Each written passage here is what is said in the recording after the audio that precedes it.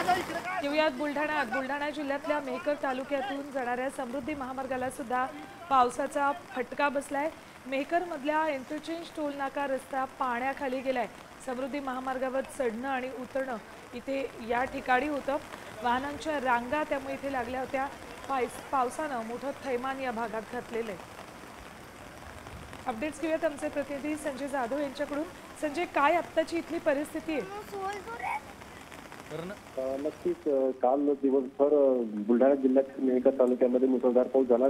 काही ठिकाणी ढगच म्हणजे सदृश्य परिस्थिती पाऊस झाला आणि त्यामुळे समृद्धी महामार्ग जाणारा चढणाऱ्यावर जो इंटरचेंज आहे इंटरचेंजच्या पुलाखाली मोठ्या प्रमाणात पाणी साचलं होतं। बऱ्याच गाड्या या अडकून पडलेल्या होत्या।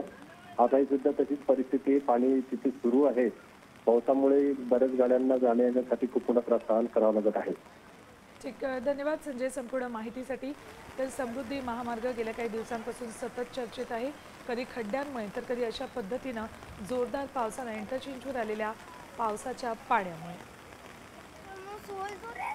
या मार्गावरून प्रवास करणाऱ्या प्रवाशांचे यामुळे हाल झाले आहेत। वाहनांच्या रांगा या ठिकाणी लागल्या होत्या। ज्यावेळेला पाणी ओसरलं त्यानंतर ही सगळी वाहनं इथून पुढे गेली। साम टीव्हीची ही एक्सक्लुझिव्ह दृश्य। आता isakal.com आहे देशातील नंबर 1 ची मराठी न्यूज वेबसाईट। प्रत्येक अपडेटसाठी isakal.com ला नक्की भेट द्या।